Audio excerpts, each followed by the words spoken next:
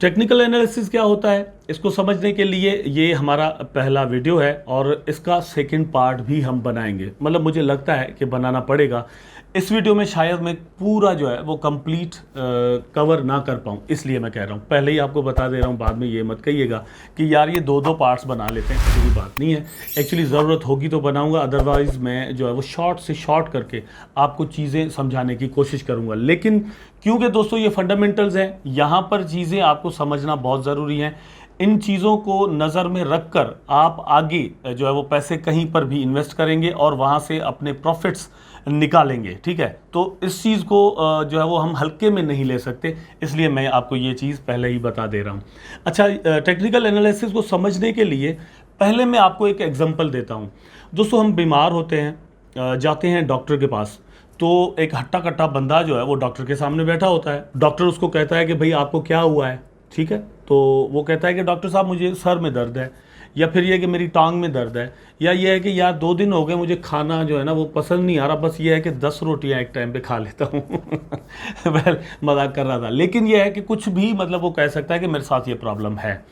तो डॉक्टर क्या सिर्फ उसकी बात को जो है वो सुनकर उसका इलाज शुरू कर देगा, या फिर कुछ टेस्ट सजेस्ट करेगा हमें? कुछ टेस्ट जो है, मेडिकल टेस्ट जिसे हम कहते हैं, वो सजेस्ट करेगा, वो लिख कर देगा कि भाई ये टेस्ट आप जाकर करवाओ। हम वो टेस्ट करवाएंगे, वहाँ से रिजल्ट जो हमें मिलेगा वो लेकर हम डॉक्टर के पास आएंगे और उसको आकर ऐसे करके दिखाएंगे, भैया ये देखें, और फिर इसके बाद हमें बताएंगे प्रॉब्लम एक्चुअल क्या है। तो वहाँ से हम एक्चुअल प्रॉब्लम समझते हैं। डॉक्टर वो टेस्ट देखता है, उसके बाद वो पूछता है कि कल क्या खाया था, अगर पेट में दर्द है तो कल क्या खाया था आपने? भैया कल तो मैंने बासी रोटी खा ली थी, या बासी सालन खा लिया था, या ये है कि बाहर का खाना खा लिया था जो कि मतलब हेल्दी नहीं होता, फॉर एग्जांपल, ठीक है। अच्छा, आप कोल्ड ड्रिंक्स ज़्यादा पीते हो? यस सर, कोल्ड ड्रिंक में ज़्यादा पीता हूँ। अच्छा, आप डायबिटीज़ के मरीज हो? यस सर मैं हूँ, फॉर एग्जांपल। तो वो जो चीज़ें हैं वो टेस्ट से निकल कर हमारे या डॉक्टर के सामने आती हैं, और डॉक्टर वहाँ से चीज़ें जो है वो निकालता है, और फिर हमें इलाज जो है वो हमें बताता है कि भाई ये चीज़ें आपने जाकर करनी है, यहाँ से आप ठीक हो जाओगे, ठीक है। वो जो चीज़ें टेस्ट से डॉक्टर को पता चली, वो कहाँ से पता चली? For example, urine test doctor ने करवाया, वहाँ से डॉक्टर को पता चला कि इसके किडनी में स्टोन है। भैया कहाँ यूरिन और कहाँ स्टोन, ठीक।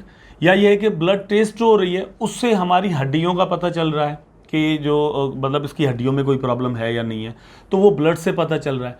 इवन स्टूल से जो है वो कोई टेस्ट होती है और वहाँ से भी कुछ पता चल जाता है। इसका मतलब एक्चुअली क्या होता है? वो ये होता है कि ये सारे इंडिकेटर्स होते हैं। क्या होते हैं? इंडिकेटर्स होते हैं, जो कि बॉडी के अंदर जो कुछ चल रहा होता है उसको इंडिकेट करते हैं। वो ब्लड से भी मतलब आप निकाल सकते हैं, आप इवन जो हमारी जो थूक होती है वहाँ से भी निकाल सकते हैं, स्टूल से भी निकल जाता है, ब्लड से भी निकलता है। वहाँ से हमें जो है वो डेटा मिलता है, जिसको हम डेटा कहते हैं। डेटा देखकर डॉक्टर समझ जाता है, ठीक, नंबर 1। नंबर 2 एग्जांपल आपको देता हूँ। आप अगर मतलब 4 घोड़े हैं, अगर आप हॉर्स रेसिंग में जो है वो इंटरेस्ट रखते होंगे तो ज़्यादा समझ पाएंगे, या गाड़ियों के आप समझ लें, तो यह है कि हर गाड़ी जो है वो एक जैसी नहीं होती, भले वो एक ही मॉडल की हो, क्योंकि लेकिन मतलब अलग अलग तरीके से चलाई गई होती है। तो जब आपको दी जाए चलाने के लिए तो मे भी उसमें कुछ जो है वो प्रॉब्लम्स हों उस वक्त। आप फर्स्ट टाइम जब उसको चलाने बैठेंगे तो आप कहेंगे कि यार इसके अंदर तो ये प्रॉब्लम है, ब्रेक भी सही नहीं लग रहा, क्लच का भी प्रॉब्लम है। इस तरह से जो है वो डिफरेंट चीज़ें जो है वो हो सकती है, वो वहाँ पर बैठने के बाद आप फील करेंगे।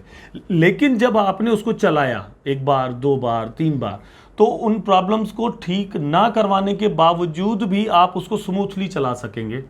अब क्या हुआ कि आपके पास उस गाड़ी की हिस्ट्री आ गई। क्या आ गई? हिस्ट्री आ गई।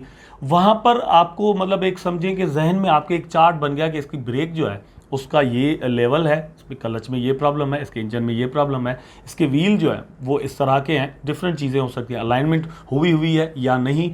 तो वो एक डेटा आपके सामने आ जाता है। उसके बाद आपका माइंड जो है, आपका जो जहन है, वो एक प्लान बनाता है कि इस गाड़ी को किस तरह चलाना है, ठीक है। या ये पावर कितना रखती है, इसकी ब्रेक जो है वो कितना पावर रखती है, ये इसकी स्पीड जो है वो कितना पावर रखती है, ठीक है, इंजन में कितना दम है इसके, वो सारी चीज़ें आपके पास आ जाती हैं। फिर स्मूथली आप उस गाड़ी को चला सकते हैं। हॉर्सेज में भी बिल्कुल ऐसा है।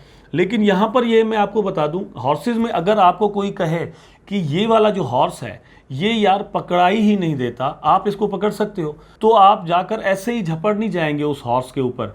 आप पहले उसको दौड़ते हुए थोड़ा देखेंगे कि उसकी चाल क्या है, उसका वॉल्यूम क्या है, उसकी ताकत क्या है, वो उसकी स्पीड क्या है, ठीक है, वो सारी आप जज करेंगे और वो किस चाल के साथ मतलब चलता है, ठीक। उसके बाद आप उस पर अटैक करेंगे और उसको पकड़ने की कोशिश करेंगे।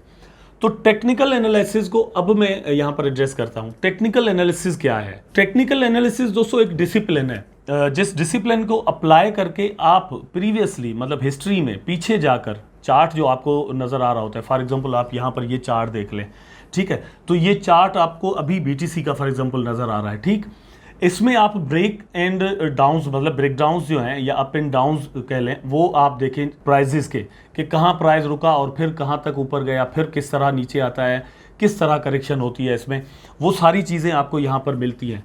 ये एक्चुअली जो कैंडल्स बनती हैं ऊपर जाकर फिर नीचे आ जाती है, ये कैसे बनती हैं? ये इन्वेस्टमेंट के ब्रेक डाउन्स होते हैं, पैसे लगते हैं और लगकर मतलब जब फील होता है कि यार बहुत ज़्यादा लग चुके हैं तो फिर वहाँ से निकलते हैं, ठीक।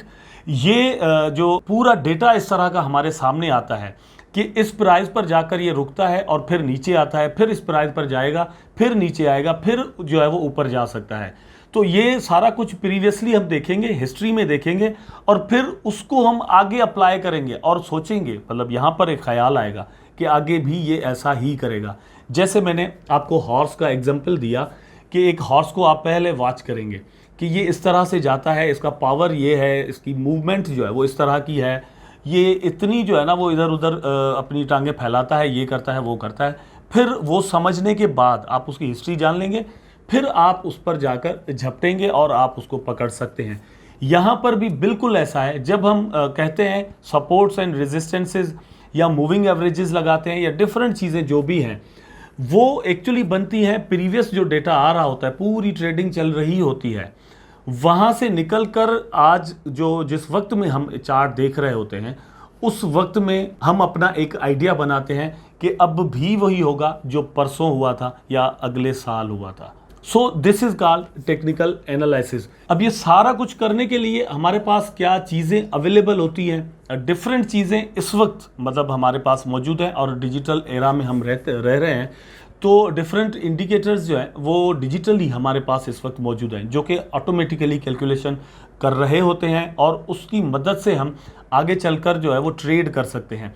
अब दोस्तों जब आप ट्रेड करना चाहते हैं, ट्रेड का मतलब होता है कारोबार, मतलब ये कि आपने एक चीज़ बाय करनी है, मतलब उसको ख़रीद करना है, उसके बाद आपको वहाँ पर जब प्रॉफिट मिल रहा होगा तो आपने उसको सेल आउट कर देना है। प्रॉब्लम कहाँ आती है यहाँ पर कि किस प्राइस पर किसी चीज़ को बाय किया जाए, नंबर 1। नंबर 2, किस प्राइस पर आखिरकार उसको सेल किया जाए, ठीक। क्योंकि मेरा मानना ये है कि किसी भी चीज़ की प्राइस आमतौर पर अगर हम देखें तो चीनी की प्राइस हो, गंदम की प्राइस हो या डिफरेंट घी की प्राइस हो, डिफरेंट जो चीज़ें हैं उनकी प्राइसेस या तो सरमाएदार जो कैपिटलिस्ट हैं जो बना रहे हैं इन चीज़ों को वो तय करते हैं, फिक्स करते हैं, या फिर गवर्नमेंट्स करती हैं। लेकिन वहाँ से हमारे जहनों में आकर वो प्राइसेस जो है वो फिक्स होती हैं, मतलब मैं जिसको दे रहा हूँ या जिससे मैं ले रहा हूँ, हम दोनों के जहन में एक ही प्राइस, उस एक चीज़ की वैल्यू एक ही होगी, तो हम जो है वो उस चीज़ की ट्रेड करेंगे। मतलब मैं उसको पैसे दे दूंगा, वो मुझे वो चीज़ दे देगा, ठीक है। हम तय कर लेंगे कि यस इस प्राइस पे हम इसको बाय और सेल कर सकते हैं। यहाँ पर जब हम आते हैं स्टॉक्स में, क्रिप्टो करेंसी में या फॉरेक्स में, तो उधर भी यही सीन चल रहा होता है। लेकिन फॉर एग्जांपल मैं आपको एक एग्जांपल देता हूँ, क्रिप्टो करेंसी को ले लेते हैं। क्रिप्टो करेंसी में ये सीन है कि बिटकॉइन की प्राइस जो है वो बिल्कुल आज़ाद है, जिसको हम मादर पिदर आज़ाद कहते हैं, ठीक।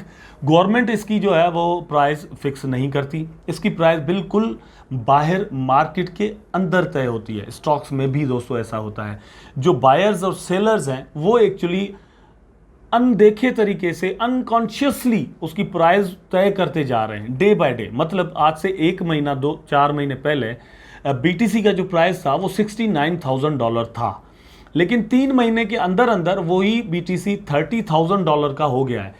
किसने तय किया कि ये बीटीसी का अब प्राइस सही है? फॉर एग्जांपल घी अगर आपको आज से 4 महीना पहले जो है वो 1,000 रुपए का एक डब्बा फॉर एग्जांपल मिल रहा होता और 4 महीने के बाद इस वक्त वो आपको मिल रहा होता 400 रुपए का, तो ये इतना बड़ा डिफरेंस जो है वो हमसे हजम नहीं होता कि भाई कैसे हो गया। लेकिन क्योंकि ये आज़ाद मार्केट है तो यहाँ पर ये चीज़ होती है। इसका मतलब ये होता है कि ये हम तय करते हैं। हम जब तय करते हैं तो करते आ रहे हैं।